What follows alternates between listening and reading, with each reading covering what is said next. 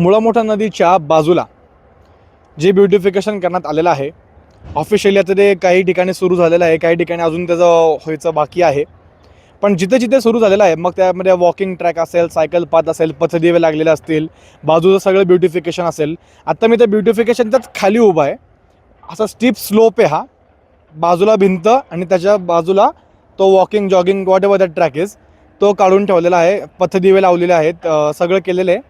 आणि इथे अजून एक गोष्ट आपल्या निर्देशनास आलेली आहे, ती म्हणजे व्हिज्युअल्सच्या माध्यमातून जर तुम्ही बघू शकत असाल तर ह्या जे स्टीप स्लोप जो आहे असा संपूर्ण जो पसरलेला आहे, तिथे वेगवेगळी झाडं लावण्यात आलेली आहेत.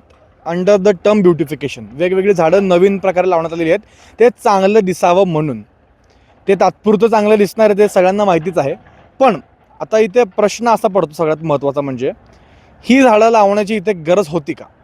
हे रिव्हर बेसिन आहे, अखंड हे बेसिन. आता जिथे मी उभा आहे तो पण काही काळामध्ये जेव्हा पावसाळा सुरू होईल, धरणातनं पाणी जेव्हा सोडण्यात येईल, आता मी इथे थांबून रिपोर्टिंग करतोय, पण तेव्हा जेव्हा पाणी सोडण्यात येईल तेव्हा हा संपूर्ण पॅच पण जो आहे तो सगळा पाण्याखाली जाणार आहे.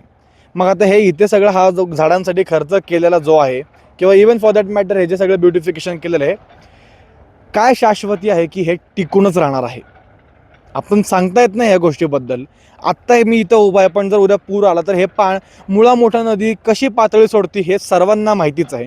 पुणेकरांसाठी ही गोष्ट नवीन नाही आणि वेगळी देखील नाही आहे.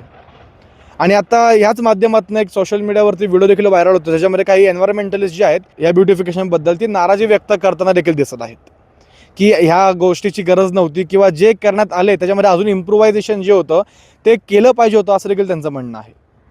आणि आता काही लोक जे आहेत ते ह्या गोष्टीचं स्वागत करताना देखील आपल्याला दिसत आहे.